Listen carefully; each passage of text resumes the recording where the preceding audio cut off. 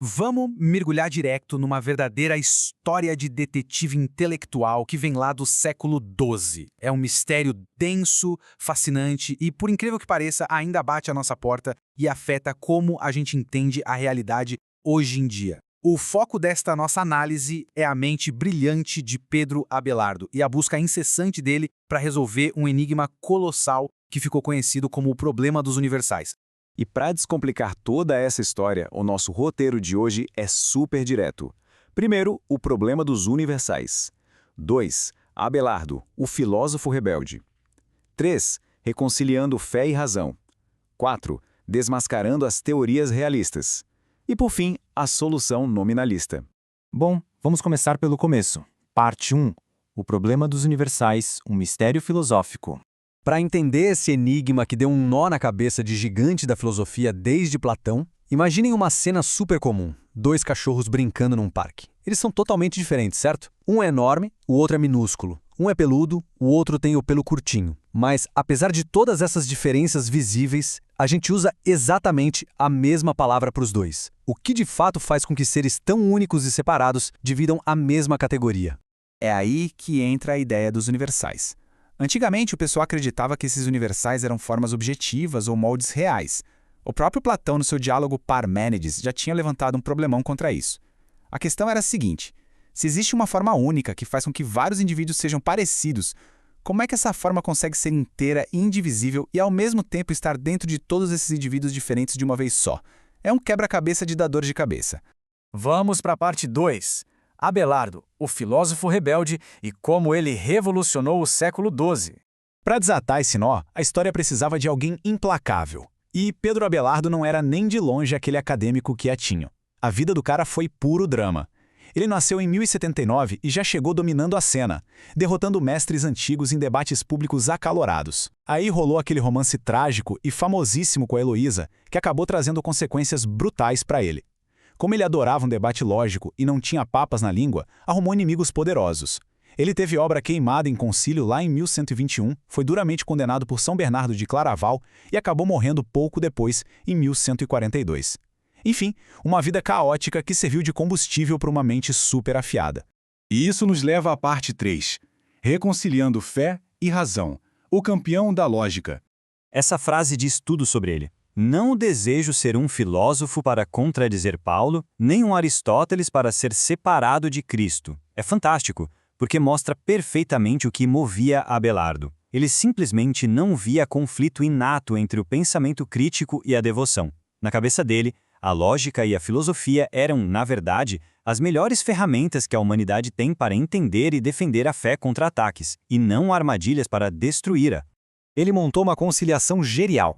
Para Abelardo, o mérito da fé realmente residia em aceitar a autoridade divina. Mas ele batia na tecla de que a razão precisa ser usada para compreender aquilo em que se acredita, já que a nossa capacidade de raciocinar é, literalmente, a imagem de Deus refletida na humanidade.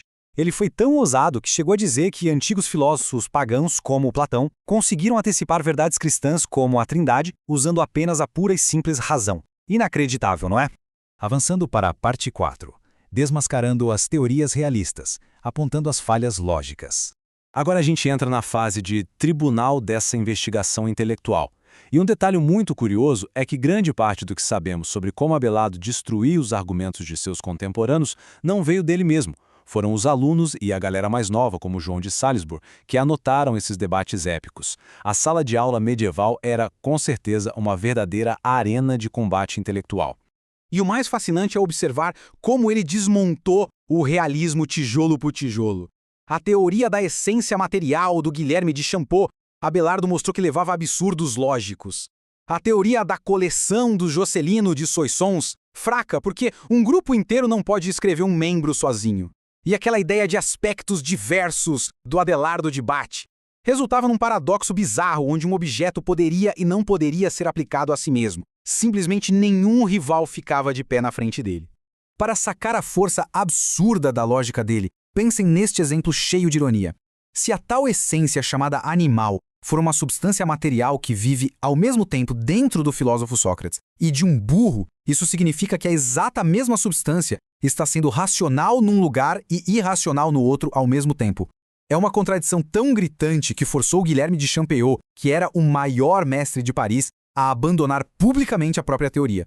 O que nos traz a nossa reta final. Parte 5. A solução nominalista. Palavras, conceitos e a mente. Depois de derrubar os rivais, vem o grande momento de revelação. O contraste é imenso. O realismo clássico tratava as categorias gerais como se fossem coisas físicas, literais, que ficavam flutuando ou habitando dentro dos seres. A sacada genial de Abelardo corta toda essa mágica confusa. Para ele, universais não são objetos, são simplesmente palavras significativas ou conceitos que a nossa mente cria porque nota semelhanças entre os indivíduos. Ou seja, a universalidade pertence puramente à linguagem. A ideia central é simples e muito elegante. Se duas pessoas são parecidas, não é porque dividem uma substância mágica invisível dentro delas. A semelhança existe apenas pelo fato de estarem no mesmo status, por exemplo, o status de seres humanos. A coisa toda se sustenta nos próprios indivíduos ali de carne e osso, sem precisar de uma essência separada para conectá-los. Mas como a nossa mente cria esses termos a partir da realidade? Abelardo responde isso com um mecanismo psicológico super moderno, o processo de abstração. Primeiro, a mente observa o mundo físico, que é caótico, cheio de características misturadas. Segundo, a mente foca a atenção apenas naquilo que as coisas têm em comum. E no terceiro passo, ela ignora intencionalmente as diferenças exclusivas de cada um para montar um conceito universal focado na essência.